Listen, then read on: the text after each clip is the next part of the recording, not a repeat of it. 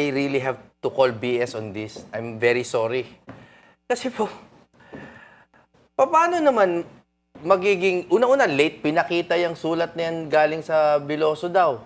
Tapos, NBA, isang buong team, nagtatanggal, nagla-locksmith doon. May Mr. Quickie naman siguro malapit doon. No? Ang para sa akin po kasi, we have to take the circumstances together. Early on in the week, may pumasok po na NBI, may binugbog na usaa, dumaan sa akin 3 meters away from me, sugat-sugat. Sinabi nila they were there to arrest Bato. So, Monday the night intention yan, is Monday clear. night. Monday night. Nandun ako, binugbog yung usaa. May intention. The next day, may session sila, may mga pumasok na NBI na nagpanggap na media. Nahuli din, pinalabas. That will probably come out in some reports.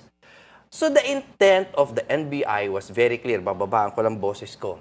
It was very clear na gusto nilang arestuhin si Bato despite the contradicting orders from the top. Oh. Tama? So nung nangyari na yon, iniisip, this was a continuation of the bugbugan. Yung pagpasok nila, yung mga illegal entry nila sa Senate.